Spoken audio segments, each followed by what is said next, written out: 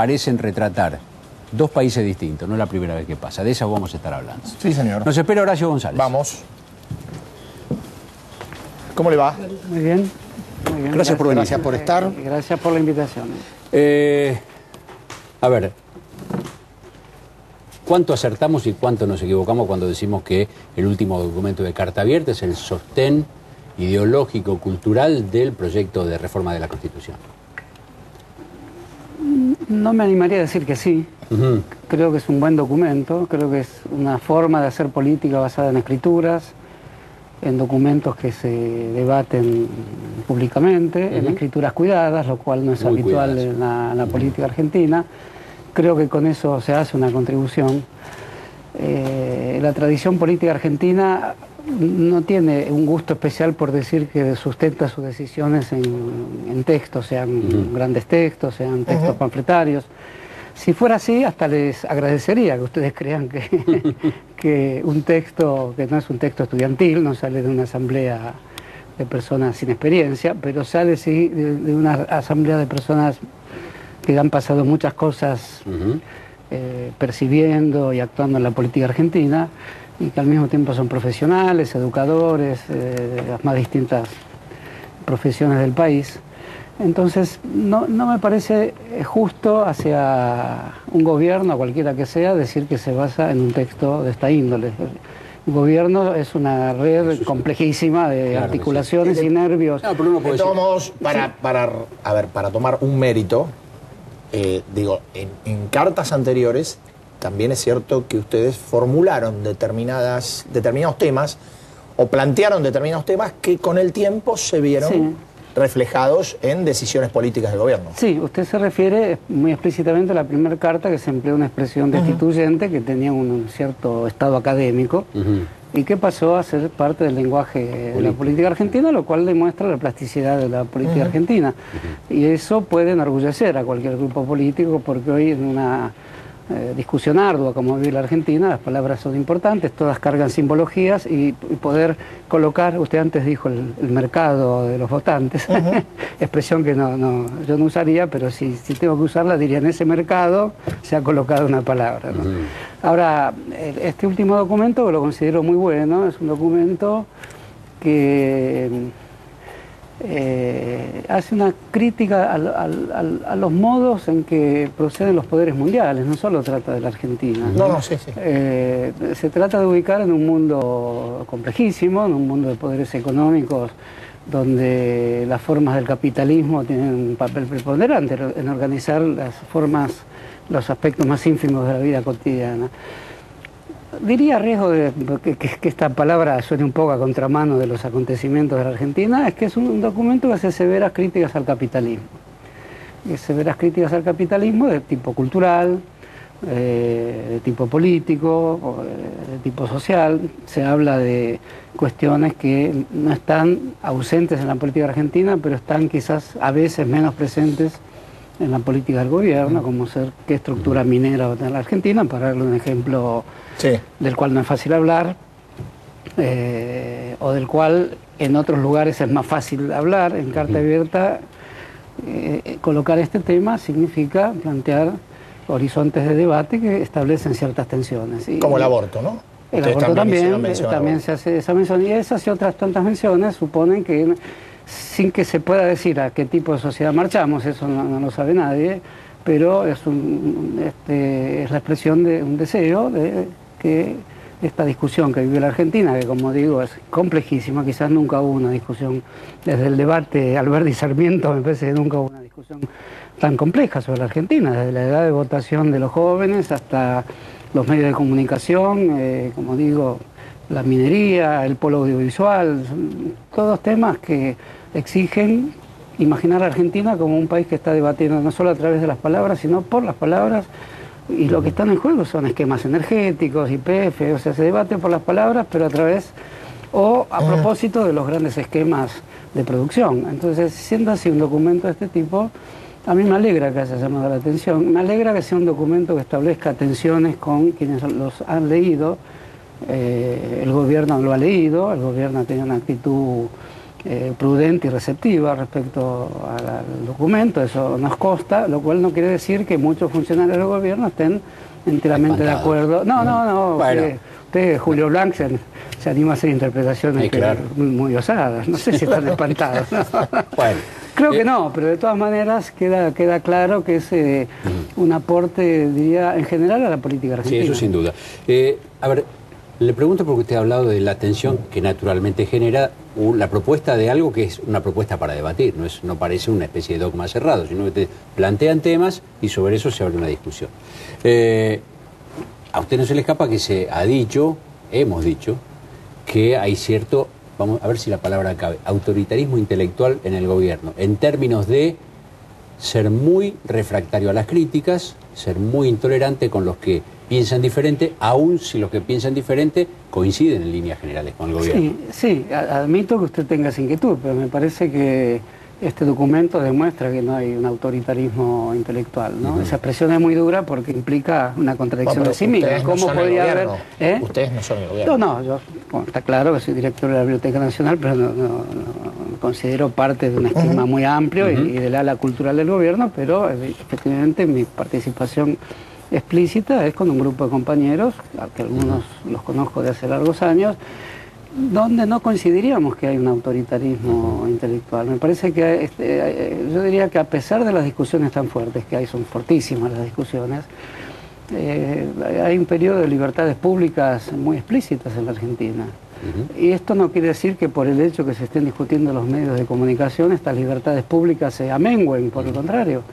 Yo les voy a citar el epígrafe de la Gaceta de Buenos Aires de Mariano Moreno: raros tiempos de felicidad vivimos cuando se puede decir todo lo que viene a nuestra voluntad. Es una frase de Tácito. Para esta hora de la noche no sé si queda No, está muy bien. Está muy bien porque hace que la gente diga ¡op!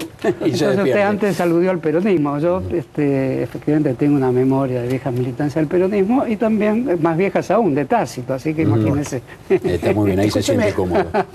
Ustedes admito su ironía. Decían dicen en el texto, no voy a reproducir las palabras textuales porque no me va a salir así, pero esta idea de que es necesario un tiempo de reforma constitucional para ajustar la Constitución a las transformaciones de este tiempo. Más o menos es así. Sí.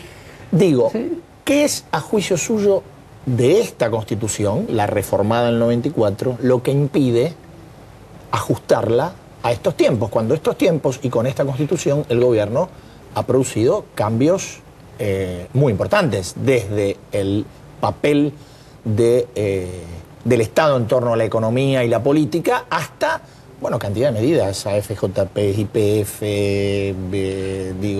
ley de medios, Chicone, por mencionar algo ingrato, pero bueno, ¿cuál sería ese desacople que ustedes ven? Bueno, entiendo la perspicacia de su pregunta. Admito que no sé si tiene perspicacia. No tiene perspicacia porque si la Constitución del 96 estuviera tan bien, solo quedaría una respuesta. Se trata de personas que de una manera implícita intentan colocar un nuevo periodo presidencial para la presidenta, adornándolo con reformas constitucionales que pueden ser más o menos bonitas. Yo no dije eso. No, pero yo cumplo una modesta función de traducirlo. Bueno, no, yo no estoy de acuerdo en decir eso. Sí estaría de acuerdo en que en otro estadio de la discusión en la Argentina, si hubiera una propuesta de reforma constitucional, podría, en un caso, muchas personas decir que esta se insere en el sentido de que incluiría una cláusula reeleccionista, y otras muchas personas, y esto es un tema de debate, dirían que sería interesante que el conjunto de discusiones y de tensiones que hay en la sociedad argentina de hoy, que a veces son tensiones que afectan mucho a las instituciones, puedan tener un estatuto constitucional, más allá de que la Constitución a la que usted se refiere establece muchos derechos, sobre todo los que están adosados a los pactos que se incorporaron, a los pactos internacionales que se incorporaron en la Constitución. Hay un ejemplo de la Constitución del 49, que cuando el presidente de la Asamblea en ese año, el diputado peronista, dice, y también el intento de esta Constitución es proponer un periodo más para el presidente Perón, toda la bancada radical se retire. Recordarán que esa Constitución, que es muy importante por su aspecto social, se aprueba sin la bancada radical. se aprueba por la inmensa mayoría de la bancada peronista. Bueno, no tiene que pasar eso. No tiene que pasar eso. No tiene que pasar eso si eventualmente el país marchara a una forma de anudar estas discusiones que se han mencionado aquí. Yo creo que tiene estatuto constitucional, o llamaría a este momento argentino como un momento apto para una discusión constitucional, porque evidentemente la discusión sobre los medios, la discusión sobre el esquema productivo, la discusión sobre el capitalismo, incluso se dirá que absurdo poner eso en un plano constitucional. Pero, lo que decía antes, permite, yo le respondo muy precisamente, Van der Kolk. Sería la forma de enmarcar de una manera más argumentativa y más profunda todos los debates que el país está protagonizando. Porque esta Constitución ha permitido todo esto. Ha permitido, por supuesto. Ha permitido avanzar en una cantidad de cosas. Ha permitido, como permitió y sigue permitiendo un aparato conceptual muy antiguo, el de la Constitución del 53 también. Y les diría desde la de 1819, si no es que fuera una Constitución elitista y en gran parte corporativa, pero en toda Constitución hay aspectos, y la Asamblea del año 13, que es una Constitución avanzadísima, es un proyecto de Constitución del país. Entonces, poner el pensamiento constitucional en Argentina a la altura de todos los debates del país, con temas que pueden tener que ver con la propiedad y la distribución de las tierras, con el modo de construcción de viviendas, creo que todo eso debería formar parte de un aparato de derechos que se sume a los que ya hay. Y sin embargo sigue teniendo valor lo que usted dice.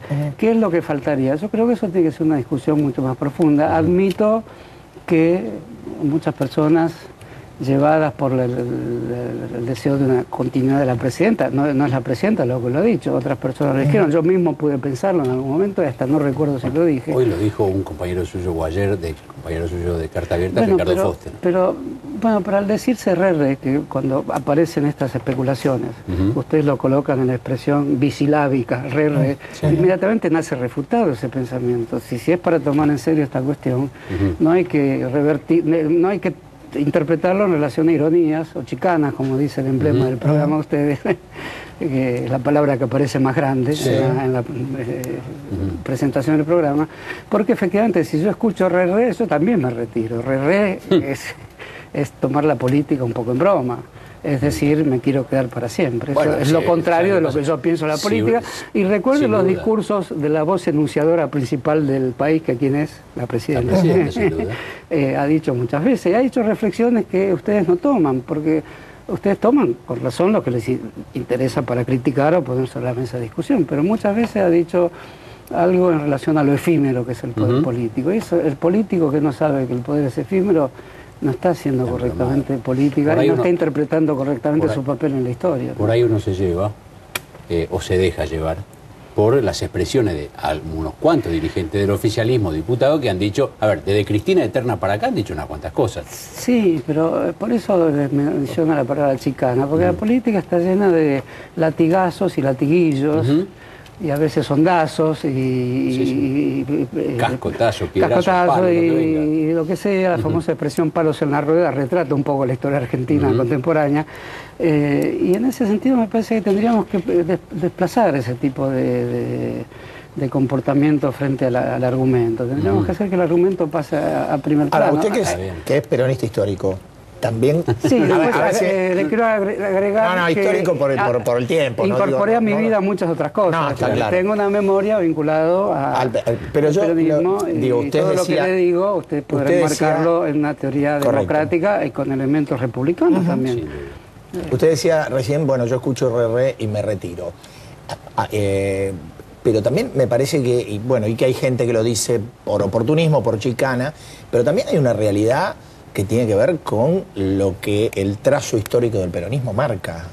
La dificultad histórica del peronismo para generar sucesiones dentro de los modelos existentes es justamente histórica, no es un invento. Por eso ustedes no se equivocan al decir precisamente esto, que el peronismo tiene como una pulsión en relación al modo en que construye sus jefaturas o su principal enunciador, como dije yo con más prudencia, y el tiempo es el protagonista principal de la política.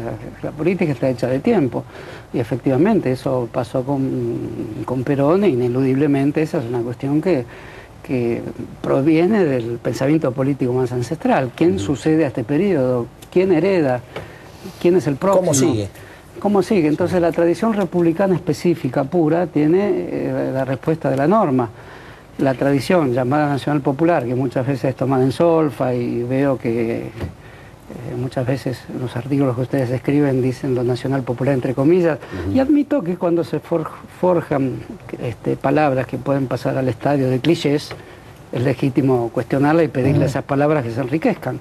Bueno, esa tradición efectivamente va a tener que tomar la decisión de beber de múltiples fuentes de la historia argentina. La republicana es una de ellas, la tradición libertaria es otra de ellas, la tradición socialista es otra de esas tradiciones, y esto presupone que si hubiera una reforma constitucional, todas esas tradiciones, quizás por única vez en la historia argentina, porque también la Constitución del 53, que es la más permanente como la Argentina, se aprobó en un estado de guerra y sin Buenos Aires, sin los diputados de Buenos Aires que recién la aprobaron en 1860.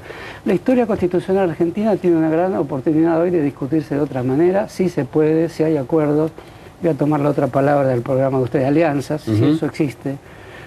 Si efectivamente eso puede existir, sería un gran momento para la Argentina. Y lo digo con cierta ingenuidad. El documento que hicimos, que festejo que a ustedes les haya interesado para discutir, tiene cierta ingenuidad. Personas que se pueden escribir en la era de las imágenes, de la televisión, de la globalización, y hacen un documento de 15 páginas que un diario publica, me parece que esa es una parte interesante respecto a lo que me da la impresión que nos falta a todos, falta al gobierno también, que es un empleo más profundo de la imaginación política, ¿no? González, hay algo que, bueno, comentábamos antes de venir al aire, que dice la carta, dice el texto de Carta Abierta, el último, que hay una especie de advertencia, a ver, yo lo interpreté así, hay una especie de advertencia sobre la existencia al interior de la fuerza gobernante, al interior del oficialismo, de sectores o personas que representan el conservadurismo, que serían un retroceso, que serían una pérdida de rumbo para este proyecto. Uno dice, los nombres los pongo yo, uno dice, hablan de Scioli, o hablan de Massa, o hablan de la Sota, o hablan de Urtubey, digamos, de los otros que están ahí expectantes. Mire, se podría hablar de todas esas personas, pero se podría hablar de todas esas personas, pero no sé cómo funciona, porque yo preferiría no hacerlo, como dice un célebre personaje de la literatura norteamericana, porque me parece que el modo en que discutimos y charlamos sobre esta cuestión no reclama que se digan esos nombres, porque son muchos nombres y al mismo tiempo expresan viejas corrientes de pensamiento del peronismo. Efectivamente hay un peronismo conservador, que a veces es menos conservador que otras personas que no se creen conservadoras. Es el único partido político organizado en la Argentina. Es evidente que la presidenta está construyendo políticas con un cierto distanciamiento del Partido Justicialista. Eso introduce situaciones nuevas y no pocos problemas. Y del sindicalismo. Y del sindicalismo también. El documento tiene quizás la marca, es una marca antigua esa que ustedes mencionan en el documento, como cuando éramos estudiantes y los escribíamos diciendo aquellos que, sin decir nombres, pero ahora estamos más grandes en un programa de televisión, ustedes están obligados a preguntar por nombres, yo me intimido un poco. No quiero decir mucho los nombres porque no tengo un catálogo de nombres. No, por eso le digo, los nombres los ponemos nosotros, la idea, que es la idea de que una fuerza convive con lo que en términos de proyectos son enemigos de la fuerza. No está empleada la palabra enemigo, pero de todas maneras no es otra cosa la que viven todas las fuerzas políticas de la Argentina. También está en el Partido Socialista de Wiener esta escisión interna que puede o no puede terminar en divisiones como las clásicas que tuvo el Partido Socialista en la Argentina. El peronismo tiene esa misteriosa, no lo digo un poco en broma, noción de movimiento que permitiría abarcar a todos los sectores que han protagonizado un distanciamiento, una decisión y seguirían siendo parte de esa misma identidad. Eso me parece que merece una discusión. Yo creo que las corrientes de opinión y de pensamiento en Argentina que construyan los futuros partidos políticos argentinos tienen que ser corrientes plurales que se vean en su propio espejo y sepan interpretar con qué fantasmas han debatido durante décadas. Entonces eso me parece que efectivamente puede si estas condiciones se dan, se puede perfectamente discutir una constitución con los grandes temas del progreso social, con una gran crítica a las instituciones, voy a decir palabras viejas, pero las quiero decir alienantes del capitalismo mundial. Este no es el lenguaje oficial, esto me hago cargo yo de decir esto. Y me parece que eso supone una interpelación al conjunto del pueblo argentino, supone comportamientos electorales más refinados. Creo que supone el voto juvenil optativo. Sería una pena que se lo piense como una maniobra del grupo parlamentario que inicia esta discusión. El voto se va a repartir en todos los sectores sociales y va a permitir enriquecer la democracia. ¿Cómo definir la democracia argentina? ¿Qué rasgos sociales darle? Es otra gran discusión en este país. Bien, hay una discusión abierta, eso es obvio. Bueno, y eso está muy bien. En esa obviedad terminamos acá el programa. Les agradezco mucho. No, pero digo, es evidente. Saquémosle obvio. Es evidente que hay una discusión que está planteada. Creo que está planteada y se dijo todo acá y la dijimos con palabras corteses y con palabras que se pueda, capaces de ser comprendidas mutuamente. Bueno. No siempre pasa eso y es bueno celebrarlo. Gracias por habernos acompañado. Muy amable. Nosotros venimos en un minutito, vamos a seguir en Código. Ya está la diputada Victoria Donda, ya está el diputado Jorge Yoma. Con ellos en un rato vamos a estar hablando del voto 16. Ya venimos.